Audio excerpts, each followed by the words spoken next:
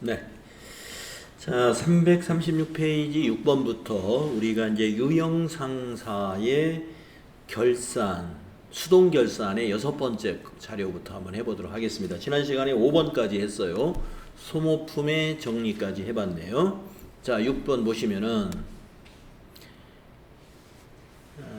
기말 현재까지 현금 과부적으로 처리되었던 현금 과다액 3만원에 대한 원인이 결산일까지 밝혀지지 않았다, 이런 내용이네요.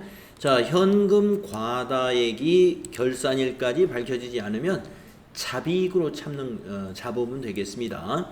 그래서 대변, 수익 발생이 대변이죠. 그래서 대변은 잡이익, 차변은 현금 과부족, 이런 수동 분계를 하시면 돼요.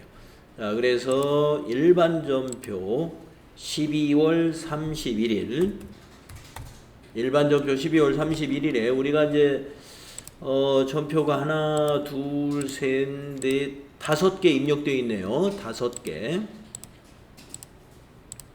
거기에 이제 6번째 전표가 되겠습니다. 자, 6번째 전표는 대변이 4번. 대변의 잡이익.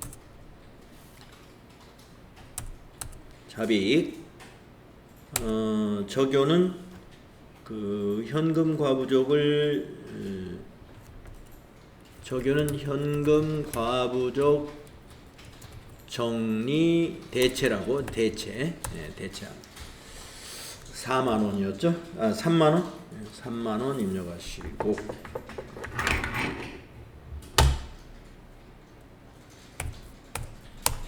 차변이 현금 과부족이 되겠습니다. 차변이 현금 과부족 141번 3만원.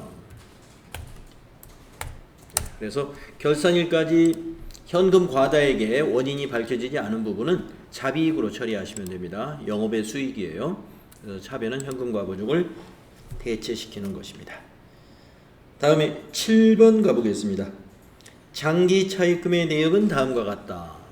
자, 이 문제는 장기 차입금을 우리가 이제 지난 결산 때에 이어서 이번 결산 때 다시 상환 기간이 언제인가, 상환일이 결산일 현재 1년 이내에 도래했는가를 우리가 확인해 보는 것입니다.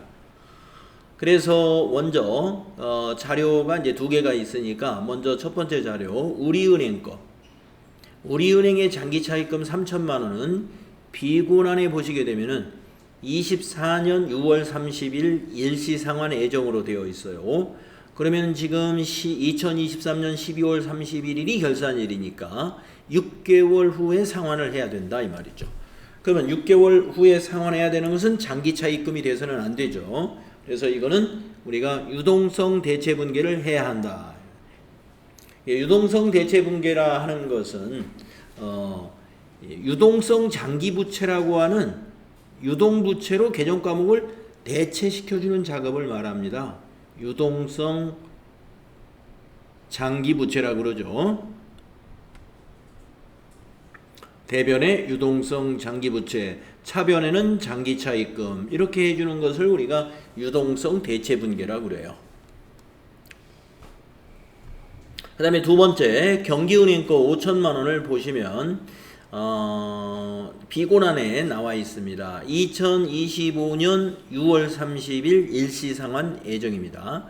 그러면 23년 12월 31일 결산이기 때문에 1년 6개월 후에 상환할 예정입니다.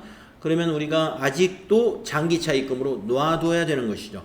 그래서 경기은행의 5천만 원은 유동성 대체 분계에 해당되지 않습니다. 그래서 3천만 원만 우리가 일반 전표에서 유동성 대체 분계를 입력해 주면 됩니다. 자, 그러면 차변의 장기 차입금 우리은행, 대변의 유동성 장기 부채 우리은행, 이렇게 입력할까요? 자, 일반 전표 입력 7번째 겁니다. 차변의 장기 차입금, 부채 감소죠. 차변의 장기 차입금. 거래처는 우리은행이고요. 우리은행 차입금.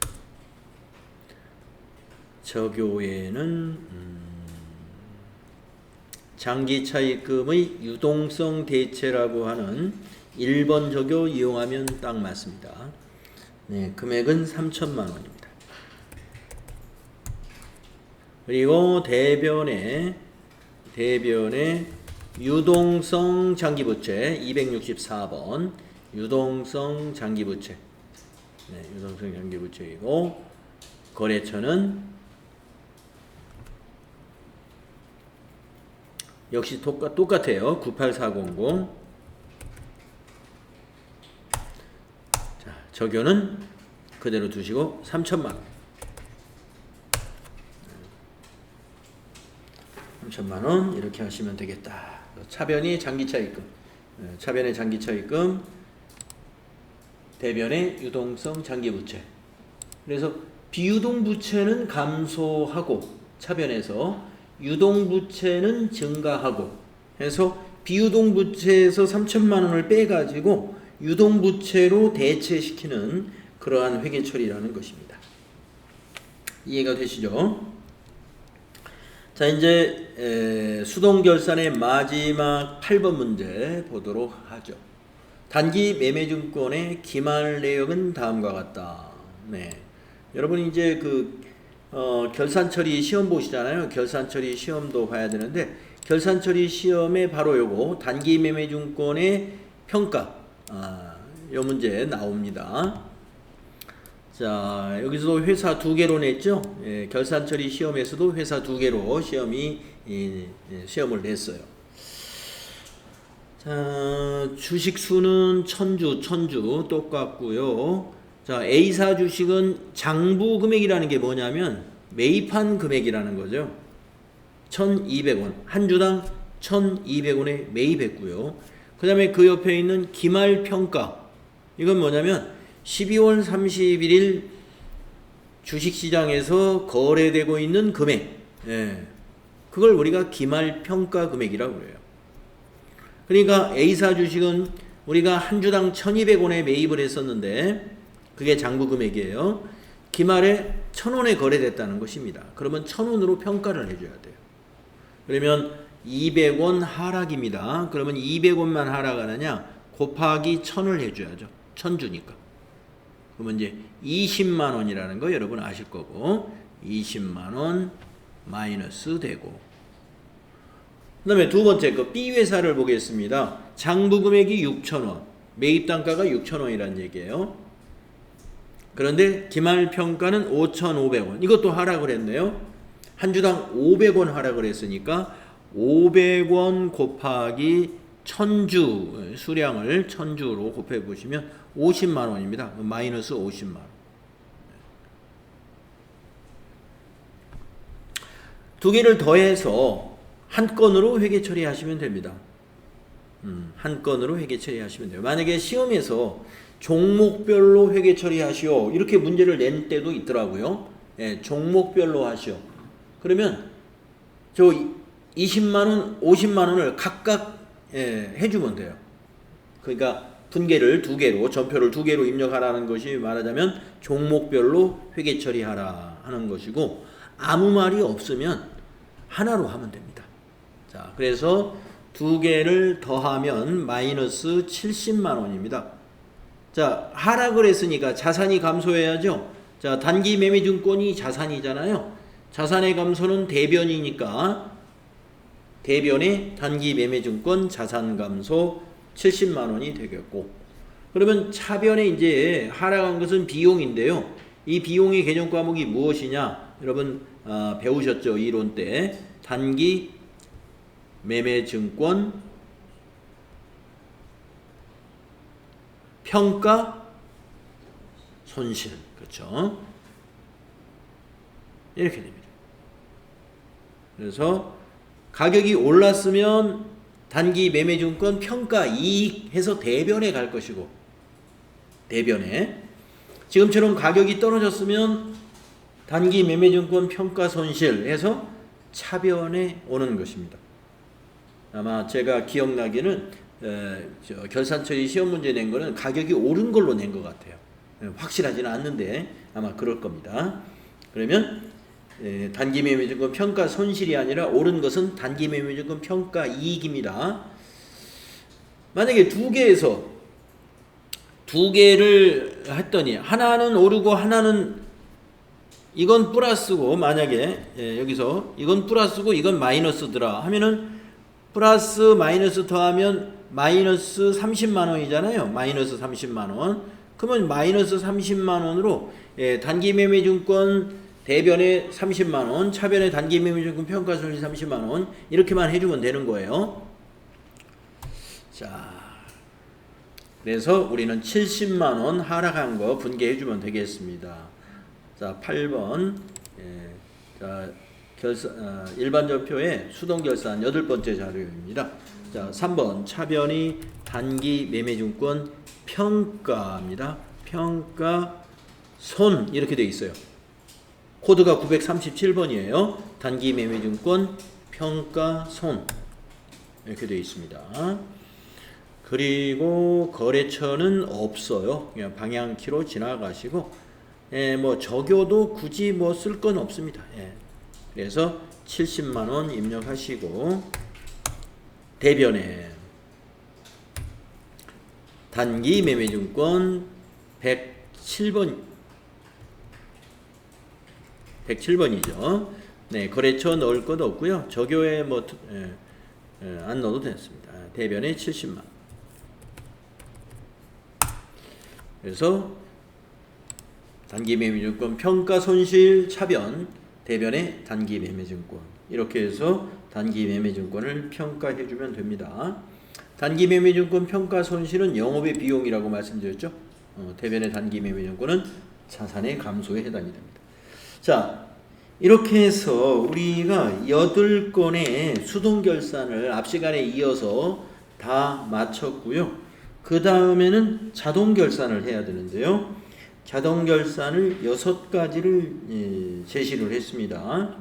자, 그런데 자동결산이라는 것은 우리가 지금 일반 전표에 이렇게 하나하나 입력하는 것이 아니고, 결산자료 입력이라는 메뉴에다가 입력을 쭉 하고 나서 전표 추가 누르면 분계가 자동으로 만들어지는 거잖아요.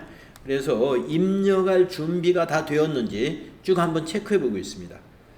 자, 1번 기말상품 재고액. 요거는 여러분 800만 원을 그냥 입력해 주면 돼요. 그러면 이제 어떤 분계가 만들어지냐면은, 기말상품 재고액을 입력을 하면은 기초상품 재고액에다가 단기상품 매입액을 더한 다음에 지금 주어진 요 기말상품 재고액을 빼줍니다. 이건 빼줘요. 그러니까 기초하고 매입은 더합니다. 기초상품 재고액하고 단기상품 매입액은 더해야 돼요. 그리고 나서 빼기 기말상품 재고액은 빼줍니다. 이것을 우리가 뭐라고 부르죠? 이게 나오는 게 뭐죠? 단기 상품 매출 원가. 그래서 제가 결산처리 문제에, 여러분 이제 내일이 결산관리 시험 보는 날인가 그러죠? 요 문제 냈습니다.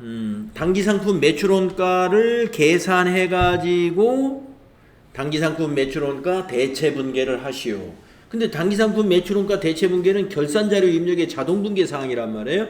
그렇지만 이제 오늘 여러분이 그 분계를 보시고 그걸 잘 기억했다가, 단기상품 매출원가는 비용이니까 당연히 이건 차변에 와야죠. 차변에. 대변에는 뭐가 가겠어요? 상품이 갑니다. 대변에 상품. 요거 잘 기억하셨다가 내일 시험 볼 때 이렇게 쓰시면 돼요. 대변의 상품, 차변의 단기상품 매출원가예요. 그러면 단기상품 매출원가를 어떻게 계산하라고요? 기초상품 재고액에다가 단기상품 매입액을 더하셔라 이거예요. 더해서 기말상품 재고액을 빼가지고 계산하시면 됩니다. 그렇게 하시면 돼요. 근데 이제 우리가 컴퓨터 프로그램에서는 그냥 800만 원만 입력하면 이 계산이 자동으로 되고, 분계도 차변의 단기상품 매출원가, 대변의 상품 이 분계가 자동으로 만들어질 거예요.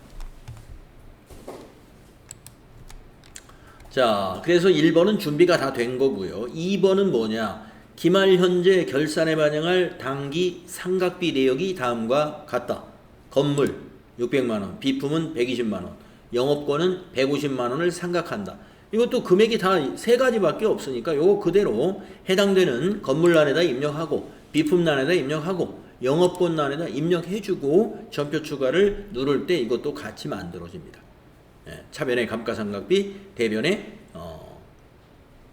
감가상각 누계획 만들어지겠죠. 근데 영업권은 무형자산이니까 차변이 무형자산 상각비, 대변에는 영업권 해서 직접 상각을 합니다. 요것만 분계가 좀 다를 거예요. 우리가 이제 전표가 어떤 분계가 만들어졌는지 하나하나 확인해 볼 거예요. 조금 이따 입력하고 나서. 자, 그래서 2번도 준비할 것이 없고, 근데 3번은 준비할 게 있습니다. 예, 왜 그러냐? 대손충당금은 기말 매출채권 가로 열고 외상매출금 받으러 잔액에 대하여 1%를 설정한다. 이렇게 되어 있습니다. 자, 보충법으로. 그래서 합계잔액시산표에 봐가지고 외상매출금 잔액의 1%, 그 다음에 받으러 온 잔액의 1%를 우리가 대손충당금이 설정되도록 금액을 계산을 해야 됩니다. 그런데 보충법이니까 기설정된 건 빼고 추가 설정할 것을 여기다 이제 메모를 좀 해 놓겠습니다. 자, 그러면 합계잔액시산표로 가보겠습니다. 합계잔액시산표로 가보겠습니다. 합계잔액시산표 가셔가지고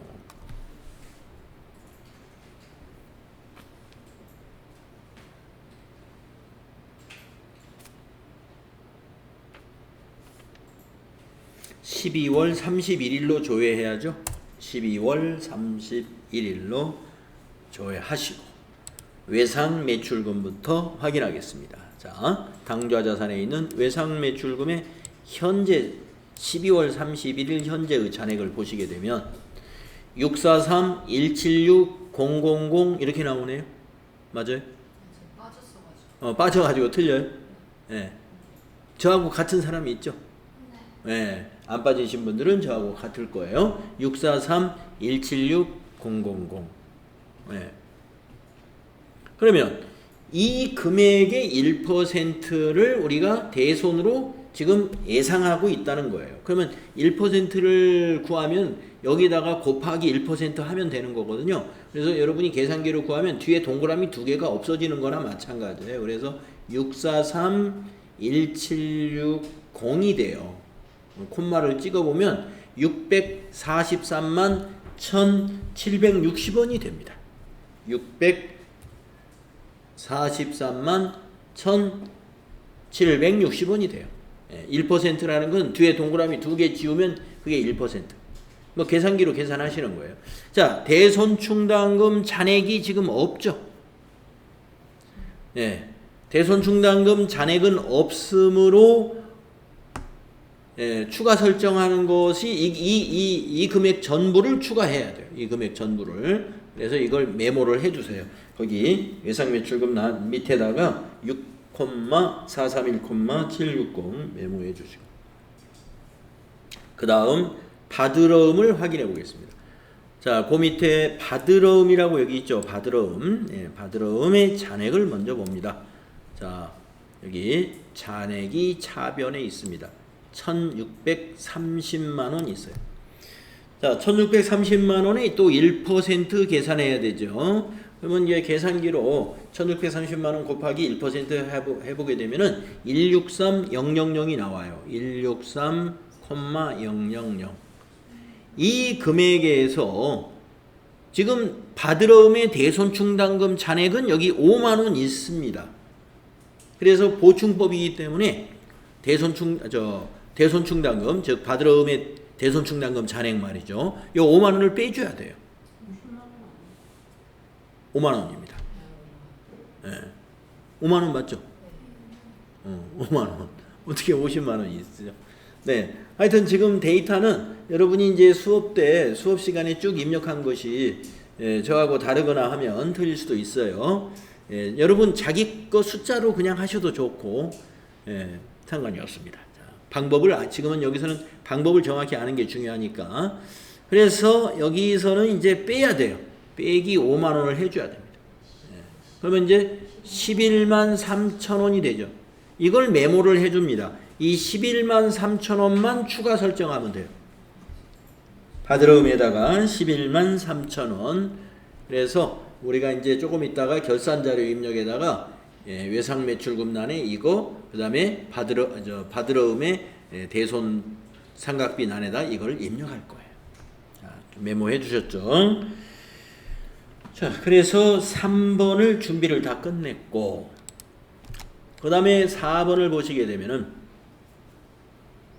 12월 31일 현재 영업부 직원에 대한 퇴직금 추계액은 1,500만 원이다. 회사는 퇴직금 추계액 전액에 대하여 퇴직급여 충당 부채를 설정하기로 하였다. 해당 계정을 조회하여 회계 처리하시오. 이렇게 되어 있네요.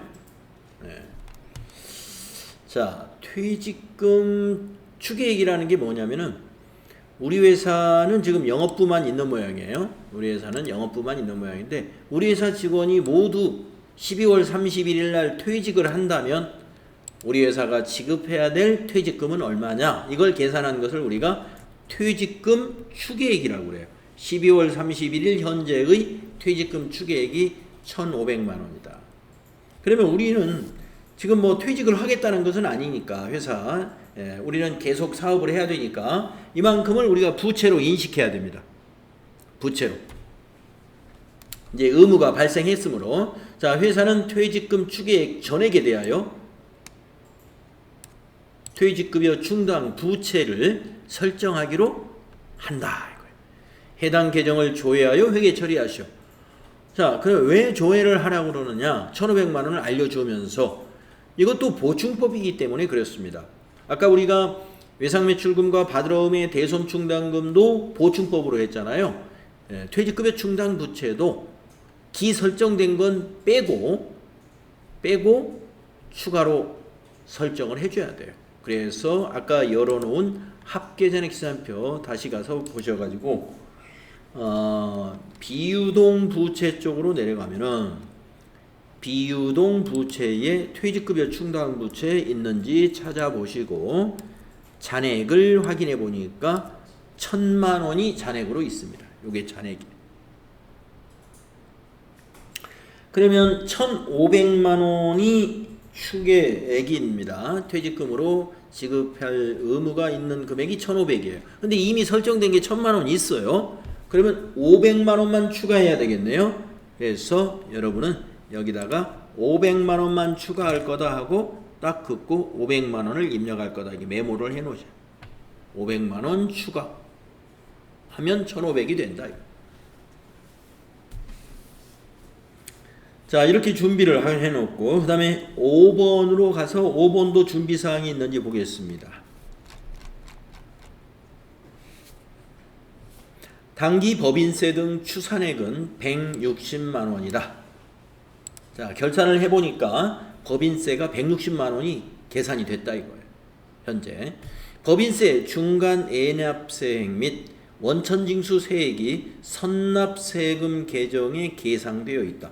우리가 앞에서 그 정기예금 만기돼 가지고 그 선납세금으로 정리했던 거 기억나실 거예요. 그것을 우리는 이 법인세로 대체시켜주고 우리가 결산자료 입력에 입력해야 될 법인세는 이 선납세금만큼을 빼고 입력을 해야 됩니다. 그래서 이 선납세금 얼마인지 그거를 먼저 일반 전표에다 먼저 입력을 해야 돼요.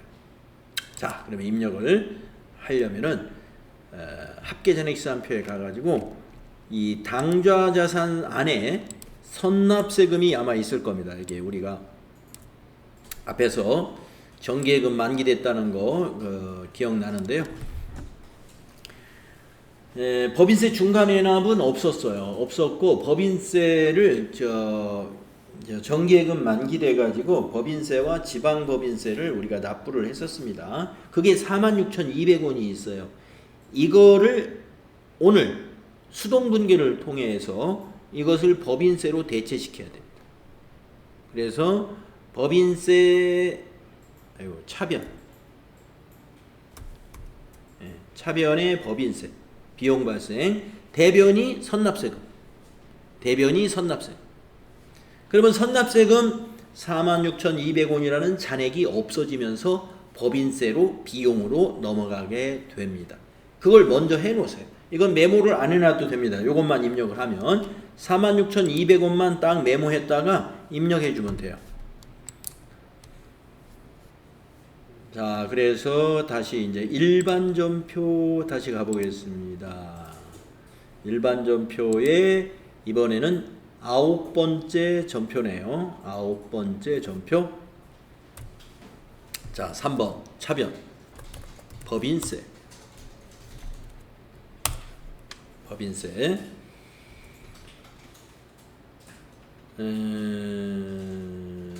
정효에다가는 이렇게 써야 돼요. 선납세금 대체 금액은 46,200원이었죠. 46200 대변에 선납세금 136번 당기 법인세로 대체하는 거죠. 여기 번호 4번 쓰면 딱 맞습니다. 당기 법인세 등 대체 46,200원입니다. 46200. 네, 이렇게 하십니다. 차변의 법인세 46,200원, 대변의 선납세금 46,200원. 이렇게 하고 이제 조금 있다가 결산 자료에 입력할 때는 요 46,200원이 보입니다. 그걸 뺀 나머지를 입력할 거예요. 계산기로 두들겨 가지고.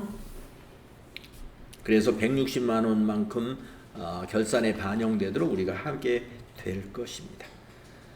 자, 그 다음에 6번째 준비할 게 뭐 있는가 보겠습니다. 12월 31일 기준으로 손익계산서, 이익여금 처분계산서, 재무상태표를 순서대로 작성 조회하시오.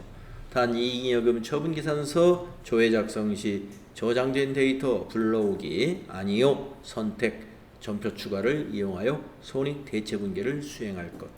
네, 요거는 뭐 요대로 이제 재무제표를 만드는 작업을 하는 거니까요. 요거는 준비할 사항이 따로 없습니다. 자, 그러면 자동 결산을 할 준비가 다 되었습니다. 자, 그러면은 이제 어떤 메뉴를 실행하시느냐? 전체 메뉴에 가셔가지고 여기 있는 결산자료 입력 이걸 실행하는 거예요. 결산자료 입력 클릭하실까요? 자, 실행하셔서 자, 양식이 이렇게 생겼죠? 이거 처음 보는 건 아니죠? 예, 앞에서 우리가 3일 패션 할 때도 이거 한번 해봤죠?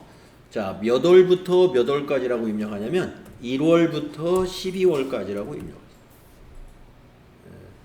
매출원가, 경비선택 이런 게 그냥 안 나올 수도 있고 이게 나올 수도 있는데요. 지금 오늘 저는 나왔어요. 나왔으면은 우리는 지금 상품 도소매업이에요. 그래서 FAT 1급 볼 때는 다 상품 도소매업이니까 상품 매출원가를 상품 매출원가에 해당이 되는데 그럴 때는 입력하지 않습니다. 이렇게 돼 있어요. 그냥 확인을 누르면 끝나게 됩니다. 이 창이 닫혀질 거예요. 입력하지 않아요. 자, 그러면 이런 양식이 나왔는데 그때 제가 여러분에게 엔터를 쳐가면서 이 셀이 작아지면 그때 입력할 것 찾아서 입력하는 것입니다. 그랬잖아요. 네. 자, 내려가다 보니까 기말상품 재고액에서 일단 딱 멈췄죠. 이게 거기 1번에 준비된 그 자료예요. 그래서 여기다 이제 우리가 800만 원을 입력하게 되면은 여기 기초에다가 당기 매입액 이걸 더해서 타계정 대체 이거 하고 지금 입력하는 기말상품 재고액을 빼가지고 여기 상품 매출원가가 딱 나올 거예요. 자, 여기다가 800만 원 입력하시면 됩니다. 8 플러스 엔터.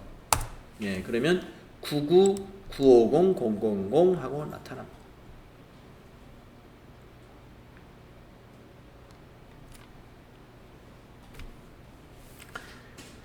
자, 그 다음에 이제 엔터로 내려가 보세요. 어디서 쏙 들어가는가 한번 볼까요? 예, 저기 가다 보니까 퇴직급여에서 한번 쏙 들어가죠. 여기 퇴직급여. 이게 뭐냐면은 우리가 준비한 거 4번에서 준비한 거예요. 퇴직금 추계. 자, 여기다가 퇴직급여를 예, 퇴직금 추계액이 1,500인데 아까 1,000만 원의 잔액이 있는 걸 확인했으므로 퇴직급여에다가 500만 원만 입력하면 돼요. 500만 원. 추가액만 입력하는 거. 퇴직연금, 충당금, 전입액은 없었어요. 그래서 지나가시고. 자, 내려가다 보니까 감가상각비에 건물로 쏙 들어갔죠. 커서가. 이거는 2번. 결산자료 입력에 2번에서 준비한 겁니다. 자, 거기 건물에다가 600만 원 입력합시다. 차량 운반구는 데이터가 없어요. 감가상각을 안 했어요. 지나가시고 비품에다가 120만 원 입력합니다. 건설 중인 자산은 감가상각 자산이 아닙니다. 자, 그 다음에 내려가 볼까요? 대손상각 있었죠? 예, 대손상각은 아까 3번에서 준비해 놓은 것이에요. 그래서 외상매출금 셀에다가 6431-760 6431 네. 그 지금 무형자산에 영업권 상각비가 있잖아요. 예, 그건 조금 더 내려가서 입력합시다. 아, 예. 그거 예. 그 고정자산 상각 거기에다가 입력하면 되죠. 예, 조금 내려가면 무형자산 또 밑에서 나와요. 예, 그때 입력하기로 하겠습니다. 네. 그래서 이제 외상매출금 6431 760이었어요. 제 숫자는 760 엔터 하시고 받으러움에다가 113000 이렇게 두 가지 입력하고 미수 수익은 없었고요. 선급금에 대한 대손도 없었고 네, 무형 고정자산 이제 나왔죠. 거기 영업권으로 쏙 들어갔죠. 거기다가 150만원 아까 2번에서 예, 건물하고 비품만 넣고 영업권을 안 넣었단 말이에요. 여기다 넣어줍니다. 150만원. 자, 특허권은 상각을 하지 않았어요. 엔터로 지나가지고 소프트웨어도 안 했습니다. 영업이익 나왔고 영업의 수익으로 넘어가서 이자 수익 나왔고 계속 내려가서 네, 유형자산 처분이익 나왔고 자비익 지나가고 영업의 비용으로 넘어가서 이자 비용 기부금 뭐 쭉쭉쭉 엔터로 넘어갑니다. 어디서 쏙 들어가느냐? 단기 대여금에 대한 대손에서 쏙 들어갔어요. 단기 대여금에 대한 대손은 예상을 안 했어요. 지나가시고 미수금에 대한 대손도 예상 안 했어요. 지나가시고 조감법상 특별상각 조세감면법을 우리가 줄여서 조감법이라고 하는데 조세감면법상의 건물이나 유형자산 등에 대해서 특별한 상각을 하는 그런 경우에 해당이 되면 여기다 입력해 주는데 시험에서는 조세감면법상 특별상각을 시험에 낸 적은 없습니다. 그래서 이것도 그냥 지나가요. 해당 사항이 없으니까. 자, 법인세 차감전 이익 다음에 법인세 등이 지금 법인세가 46,200원으로 법인세 등이 나와 있는데 엔터로 내려가 보시면 조금 전에 우리가 일반 전표에다가 선납세금 법인세로 대체한 46,200원 밑에 법인세 계상이라는 마지막 셀이 하나 있습니다.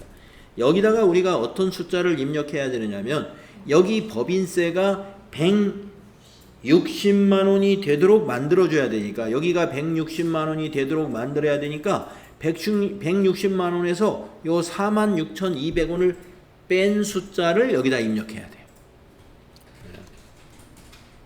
그래서 얼마를 입력하느냐? 1553 예, 1553 800원을 넣으시면 돼요. 그래서 1553 800원을 입력하고 나서 여기가 160만 원 되는지 여기 9번의 법인세 등이라는 금액인데요. 160만 원으로 딱 떨어지는지 보시고 이게 160만 원 아니면 요 숫자 다시 계산해서 다시 입력해 주시면 됩니다. 자, 우리가 결산자료 입력은 자동 결산을 하는 자동 분계를 하기 위해서 해당되는 숫자를 여기다 쫙 입력을 하는데 입력하는 방법은 이런 식으로 입력을 하는 거예요. 그리고 나서 꼭 뭐를 눌러줘야 되느냐 하면은 여기 있는 전표 추가라는 단추를 꼭 눌러야 이것이 이제 전표가 만들어집니다. 자, 그러면 전표 추가를 지금 눌러볼까요? 그러면 결산 분계를 일반 전표에 추가하시겠습니까? 예 하면은 추가가 됩니다. 그러면 전표 추가가 완료되었습니다. 확인하면은 닫히게 됩니다. 그러면 어떤 전표가 추가되었는지 가서 하나씩 쭉 확인해 보겠습니다. 자, 일반 전표 입력에 다시 가셔가지고 조금 전에 우리가 여기 9번까지 입력을 했단 말이에요. 전표 번호로. 그러면 저 위에서 조회 단추를 한번 눌러볼까요? 다시. 그러면 10번부터 더 이어서 나타납니다. 여기 조회 눌러보시면. 자, 10번부터는 차변, 대변 대신에 차변은 결차, 대변은 결대라고 해서 나타납니다. 예, 차변, 대변과 같은 역할을 해요. 다만 결차, 결대로 구분해주는 이유는 이것이 수동 결산이 아니고 자동 결산하는 결산자료 입력에서 넘어온 차변, 대변이라는 뜻이에요. 예, 그래서 차변, 대변과 같은 회계 처리가 됩니다. 자, 그래서 여러분이 이 10번 분계가 내일 시험에 나온다 이거예요. 10번 분계. 아까 제가 말씀드렸죠. 상품 매출원가를 계산해 가지고 차변이 상품 매출원가, 대변이 상품. 이게 뭐냐면 상품 매출원가, 이걸 우리가 대체 분계라고 그래요. 이 상품 매출원가 대체 분계는 언제 하는 것이냐? 결산 때. 딱 한 번 해요. 결산 때. 결산 때 딱 한 번 해요. 상품 매출원가를 상품을 판매할 때마다 계속 매출원가를 계산하는 것이 아니고 결산 때 그냥 한 번 해요. 그래서 이 분계가 시험에서 굉장히 중요하게 다루어지는데 사람들이 이 분계를 잘 몰라요. 왜 모르느냐? 결산 때 딱 한 번 하는 분계라서 이거 우리가 이런 분계를 언제 했었나? 기억이 안 나요. 예. 근데 여러분 이제 결산 처리 시험을 봐야 되니까 기억을 해 두셔야 돼요. 상품 매출원가 대체 분계 하세요. 그러면 어떻게 해야 돼요? 차변에 상품 매출원가, 대변에 상품 이렇게 된다 이거예요. 그러면 금액을 어떻게 계산한다고요? 아까 말씀드렸죠. 기초상품 재고액에다가 당기상품 매입액을 더한 다음에 기말상품 재고액을 빼가지고 금액을 매출원가를 금액을 구하셔라.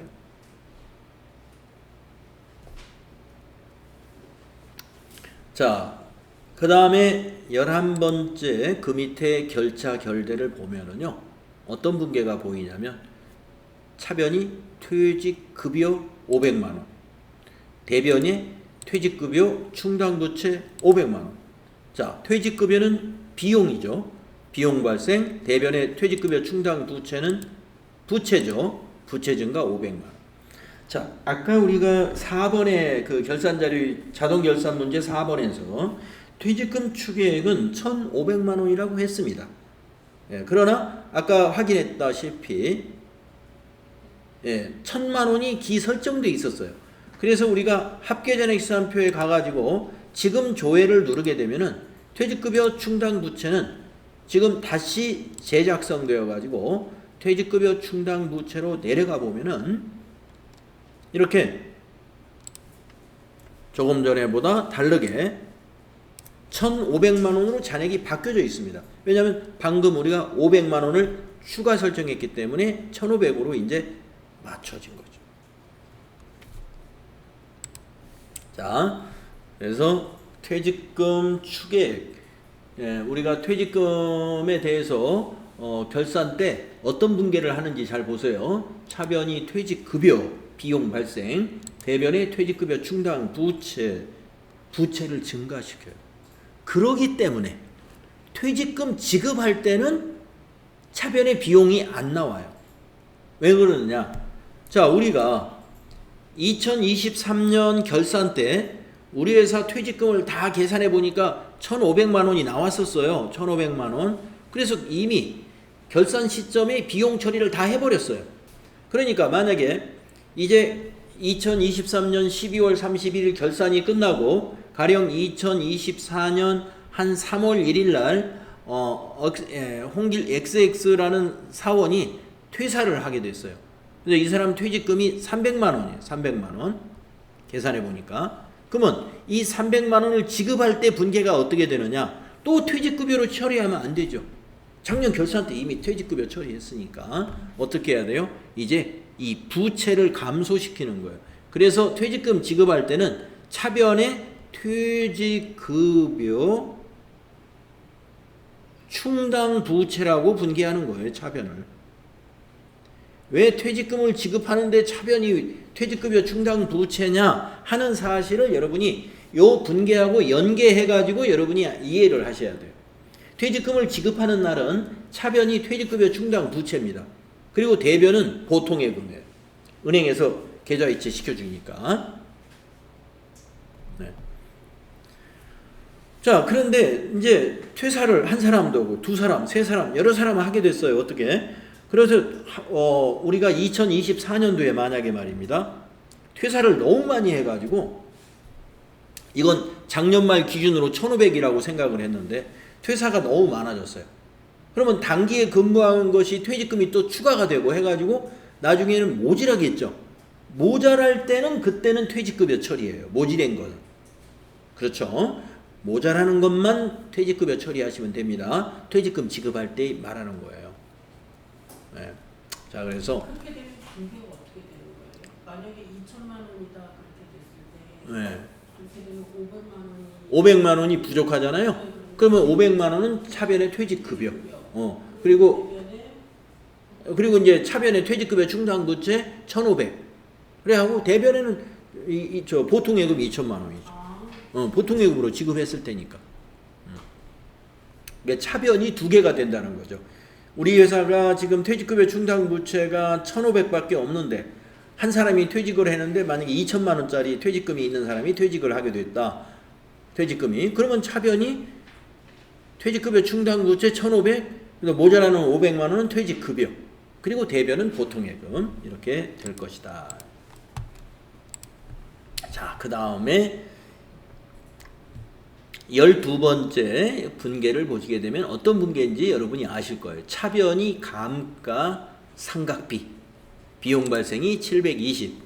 대변에 203번 감가상각 누계액. 이거는 건물에 대한 감가상각 누계액 코드예요. 또 213번 감가상각 누계액. 이거는 비품에 대한 감가상각 누계액 코드입니다.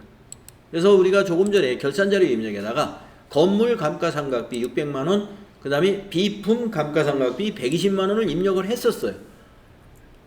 그 내용이 결산 분계에 반영된 게 바로 이겁니다.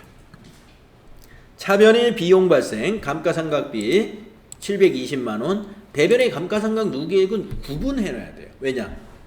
감가상각 누계액이라는 것은 차산의 차감 계정이기 때문에 건물의 감가상각비는 건물에서 차감해야 되고 비품의 감가상각비는 비품에서 차감해야 되기 때문에 차감 계정은 우리가 203번 감가상각 누계액과 213번 감가상각 누계액으로 서로 구분해야 되지만 차변의 감가상각비 비용은 똑같아요. 건물이든 비품이든 비용 처리하는 계정 과목 818번 감가상각비는 같은 거니까 그냥 하나로 하는 거. 네, 그거였고요. 그 다음에 13번을 보시면은 우리가 조금 전에 대손 충당금, 외상매출금과 받으러움에 대해서 추가 설정하는 거, 보충법으로 하는 거 메모했던 거 기억나시죠? 이것도 마찬가지로 감가상각비처럼 대손상각비는 두 개가 똑같아요. 그래서 차변의 대손 삼각비는 하나입니다. 6,544,760. 근데 대변의 109번 대손 충당금은 외상 매출금에 대한 대손 충당금이고 111번 대손 충당금은 받으러움에 대한 대손 충당금이에요. 이것도 차감 계정이기 때문에 해당 계정별로 이렇게 두 개로 해야 되고, 하지만 대손 삼각비는 비용으로서 같은 거니까 하나로 차변을 하는 것이죠. 이것이 13번이었고, 그 다음에 14번이 뭐냐? 아까 비품하고 건물은 우리가 이제 유형자산이기 때문에 감가상각비로 비용 처리하지만 영업권은 유형자산이 아니기 때문에 감가상각비 대신에 무형고정자산 상각비라는 판매관리비를 써요. 개정 과목을 다른 걸로 쓰기 때문에 이거 따로 하는 겁니다. 그래서 840번 무형고정자산 상각비 150만원, 대변의 영업권 직접상각, 유형자산은 감가상각 누계액이라고 하는 차감 계정으로 간접으로 상각을 하죠. 그런데 무형자산은 여러분들 이론 배울 때 그렇게 배웠단 말이에요. 직접 상각한다. 그래서 그냥 대변이 영업권이에요. 그래서 무형자산 상각을 할 때 분계도 잘 기억해 주세요. 차변은 무형고정자산 상각비, 대변에는 영업권이면 바로 영업권, 특허권이면 그냥 특허권, 개발비면은 그냥 개발비, 소프트웨어는 그냥 소프트웨어. 직접 자산을 감소시키는 방식이다. 자, 15번이 마지막이네요. 법인세. 법인세에서 우리가 일반 전표에 법인세 넣었던 건 저기 위에 9번 전표인가요? 여기 46,200원은 법인세로 미리 대체를 시켰죠. 선납세금을. 자, 그런데 마지막에 전표 법인세는 뭐냐? 비용 발생이죠. 155만 3,800원. 근데 대변에 이것은 우리가 아직 세금을 안 냈어요. 법인세는 결산 때 세금을 내는 것이 아니라 법인세 세무조정을 3월 달에 해서 3월 말일까지 납부를 하게 됩니다. 그러면 지금 시점은 12월 31일인데 세금은 3월 달에, 내년 3월에 낼 거란 말이에요. 그래서 우리가 부가가치세도 여러분들 뭐였어요? 부가가치세 정리는 과세기간 종료일에 정리를 하기 때문에 정리할 때 납부할 부가가치세를 우리가 미지급세금으로 부채로 인식했습니다. 마찬가지로 법인세도 결산할 때 법인세로 납부를 하는 것이 아니기 때문에 이 납부하지 않은 법인세를 미지급세금으로 부채로 인식해 주는 거예요. 그래서 대변은 미지급세금이 155만 3,800원이 됩니다. 그래서 요거하고 요거 46,200원 합쳐서 160만 원을 우리가 아까 만들어 놓은 거죠. 그러면 이제 손익계산서에는 법인세가 160만 원으로 보여요. 이것만 보이는 게 아니라 여기도 법인세, 여기도 법인세잖아요. 이 두 개가 다 손익계산서로 가니까 손익계산서를 저기다 조회해 보면 법인세는 160으로 되어 있어요. 그리고 이미 합계잔액시산표도 법인세는 160으로 되어 있습니다. 합계잔액시산표를 아까 제가 조회를 눌러놨잖아요. 법인세는 저 밑에 여기 법인세 등으로 나와 있죠. 160만 원. 합계잔액시산표도 이렇게 되어 있고 손익계산서에도 그렇게 갑니다. 자, 그런 다음에 그러면 일반 전표에 자동 결산 전표 넘어온 것을 우리가 한번 쭉 확인해 가면서 그 원리를 이해를 했습니다. 다음은 6번까지 하고 쉬었다가 하겠습니다. 자, 6번은 뭐냐? 이제 손익계산서 만들고 그 다음에 이익잉여금 처분계산서에 가서 할 일이 있어요.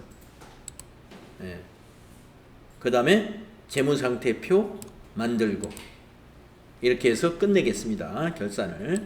자, 장부마감을 해주는 거예요. 이 작업이. 자, 그러면 전체 메뉴에 가가지고 손익계산서를 클릭을 합니다. 그래서 12월을 입력해가지고 딱 조회를 해서 맨 밑에 가서 이제 법인세 160만 원 확인이 되고요.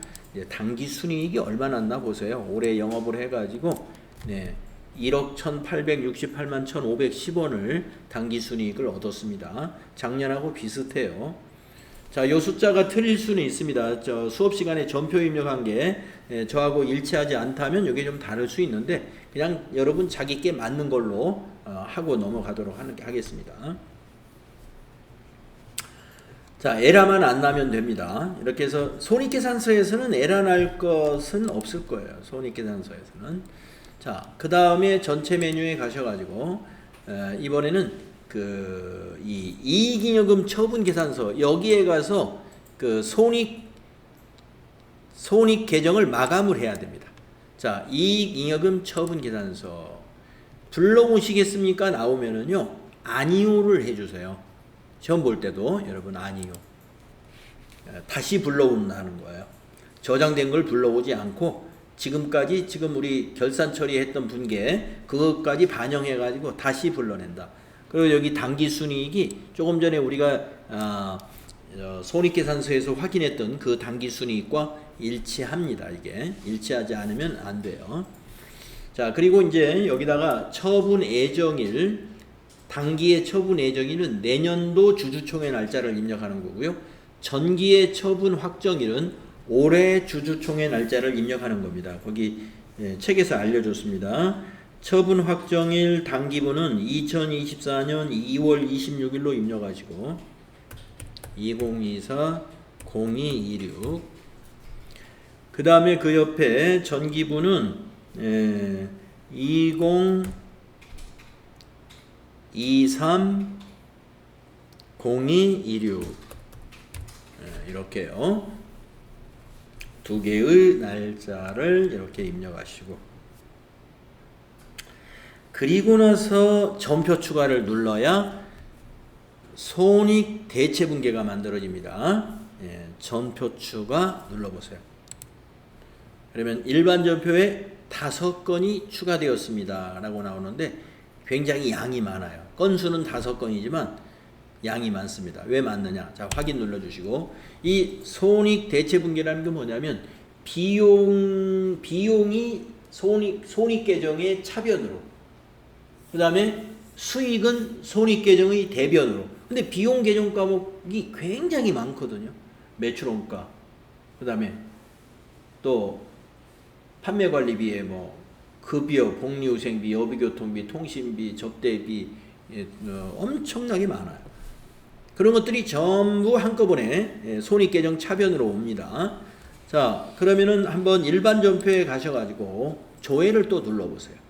아까 15번까지 우리가 확인을 했는데 그 15번이 뭐였냐면은 그 법인세, 미지급세금 그 부분이에요. 그 밑으로 5건이 추가됐어요. 근데 이 5건이 한 건이 엄청 커요. 전표가. 굉장히 전표가 양이 많다 이겁니다. 양이 많습니다. 그래서 첫 번째 16번 여기 전표를 하나 보게 되면은 그러니까 미지급세금 그 바로 밑에 있는 전표를 이렇게 보게 되면 전표가 이만해요. 자, 이게 뭐냐면은 차변의 상품 매출, 차변의 이자 수익, 차변의 임대료, 차변의 단기 매매증권 처분이익, 차변의 유형자산 처분이익, 차변의 잡이익. 자, 이 6개가 다 뭐냐면 이게 다 수익이에요. 이게 다 수익. 수익 계정 과목이 자, 손익 계정에 어디로 갔어요? 대변으로 갔죠? 그래서 아까 제가 뭐예요? 손익 계정을 마감하는데 수익은 손익 계정의 대변으로 대체를 시킬 거다. 지금 이게 대체시킨 거. 수익이 모두 4억 5,169만 5천 원입니다. 제 숫자로 따지면. 그 다음에 그 밑에 전표를 보시게 되면 아까 거보다 더 커요. 전표가 엄청 양이 많습니다. 양이 많은데 이거의 내용은 뭐냐면은 차변이 손익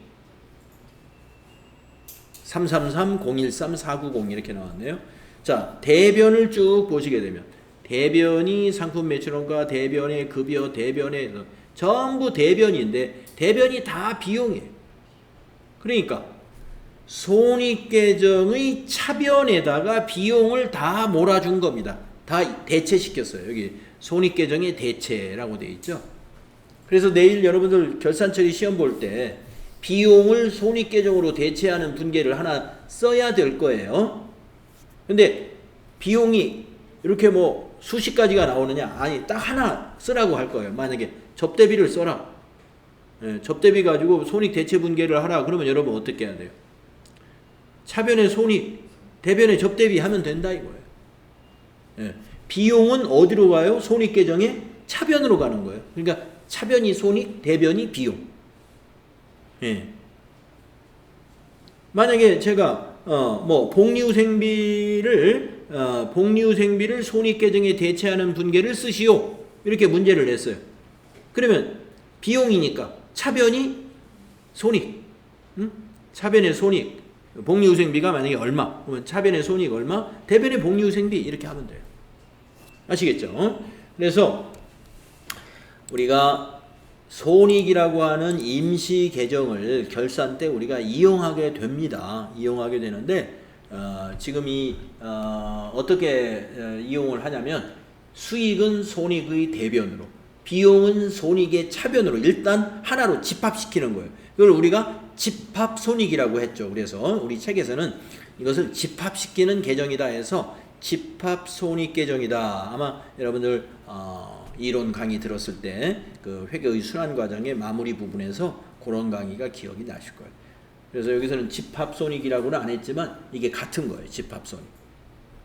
자, 그래서 보시면은 지금 비용이 전부 333, 013, 490이고 수익이 451, 695, 000이 나와요. 제 숫자로 보면. 그러면 요 차이가 한 1억 얼마 되잖아요. 그 1억 얼마가 바로 당기순이익이에요. 그러면 내일 여러분이 이 문제도 내일 풀어야 됩니다. 당기순이익을 자본의 어디론가 대체를 시켜야 되거든요. 요 118, 681, 510이 뭐예요? 손익의 차변에 있는 금액이잖아요.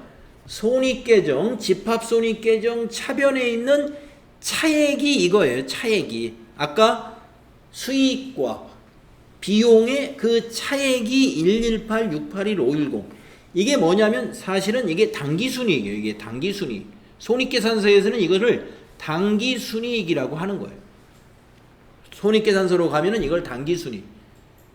그리고 손익계정에서는 우리가 이걸 차익이라고 하는데 이것이 이 당기순이익이란 말이에요. 내용이 이것을 잉여금에 대체해요. 잉여금이 뭐예요? 이게 자본이에요. 자본. 자, 자본의 어디? 계정 과목 여기 있죠? 미처분 이익잉여금. 미처분 이익잉여금. 이거 꼭 알아두세요. 여러분 내일 손익계정의 차액을 어디로 대체합니까? 이런 문제 나올 거예요. 그러면 미처분 이익잉여금. 미처분 이익잉여금. 제가 답을 다 알려드려요. 아시겠죠? 손익계정의 차액은 결산 때 미처분 이익잉여금으로 가는 거예요. 당기순이익이 미처분 이익잉여금으로 대체된다고 그랬잖아요. 그래서 우리가 그 거래후 결합관계 이야기할 때 수익이 발생하면 자본이 증가하는 겁니다. 이걸 자꾸 강조를 해드렸죠. 수익이 발생하면 수익이니까 손익계산서로 가지 왜 재무상태표에 자본이 증가하느냐? 이것 때문에 나중에 결산하면은 그 당기순이익이 자본으로 가는 거예요. 그래서 수익이 발생하면 자본이 증가하는 거다. 그러면 비용이 발생하면 자본이 감소하는 거다. 이런 얘기를 했던 거죠. 자, 그 다음에 이제 그 밑에의 두 개의 점표는 하나는 전기에 이월된 미처분 이익잉여금이 있어요. 전기에 이월된 미처분 이익잉여금. 이것을 전기에 이월된 이월 이익잉여금을 미처분 이익잉여금으로 옮겨 놓습니다. 그러면 이것과 당기의 순이익에서 넘어온 미처분 이익잉여금이 더해지겠죠. 그럼 이 더해진 게 이거예요. 이것을 2월 이익잉여금으로 다시 2월을 시키는 거예요. 전산에서 이제 두 개를 합쳐가지고 전기에서 이월된 미처분 이익잉여금과 당기의 미처분 이익잉여금을 합치는 작업이에요. 이 작업은. 이거는 그냥 합치는 작업이에요. 합쳐가지고 내년으로 이월시키는 그런 분계가 자동으로 만들어진다 라는 것이죠. 네, 이렇게 해서 우리가 이제 손익계정이 마감이 됐습니다. 이제 다음 시간에는 재무상태표도 조회를 하면 되는데 재무상태표 조회에서 에러가 안 나야 돼요. 한번 조회 한번 해보실까요? 재무상태표 12월 달로 이렇게 조회했을 때 저는 에러가 났네.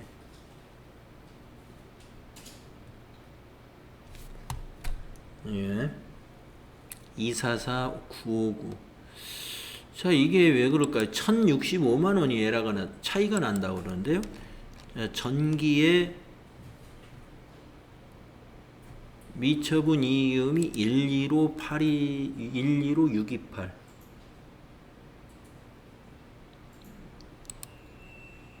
단기가 234309. 미처분 이익금이 115,628. 이게 맞나? 어디? 이익잉여금 처분계산서를 다시 한번 아니오에서 120,650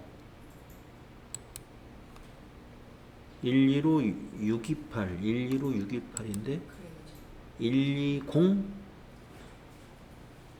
이게 틀렸네요. 이게 제 거는. 자, 저처럼 만약에 여기 지금 전기분의 단기순위 아니 126,278인데 재무상태표에 보면은 115 이게 틀렸어요. 미처분 이익잉여금이 지금 재무상태표에는 이렇게 반영됐고 지금 이익잉여금 처분계산서 아까 제가 작성한 거에는 지금 이렇게 숫자가 틀려요. 그래서 그 차이가 난 건데요. 자, 이런 경우는 제 데이터가 문제가 있는 건 아닙니다. 그래서 이걸 좀 고치겠습니다. 자, 여러분도 만약에 저처럼 1,000만 원 정도 차이가 나신 분은 저를 따라서 하시면 돼요.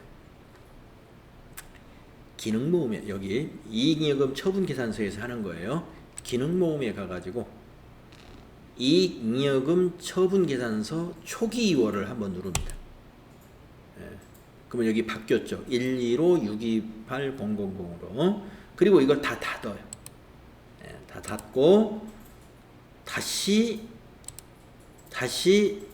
이익잉여금 처분계산서를 다시 엽니다.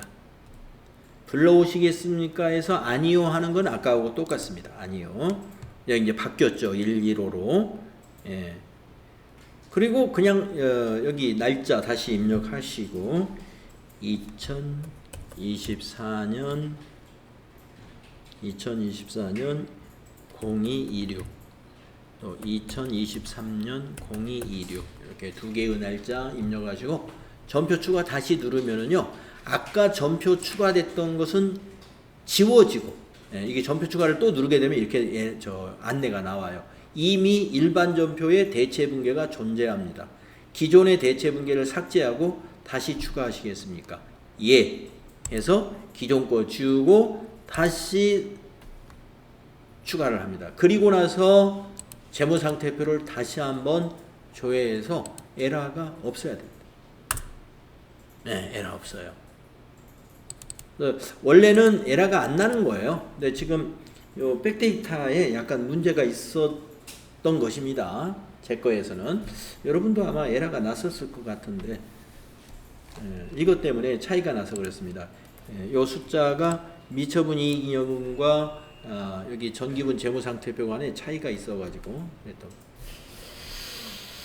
네, 자, 뭐 수업에서 여러분이 빠져가지고 데이터가 좀 달라진 부분은 어쩔 수 없고요. 이렇게 해서 방법상으로 여러분이 아시면 되고 좀 쉬었다가 다음 시간에 회계정보 분석 이거 한번 해보도록 하겠습니다.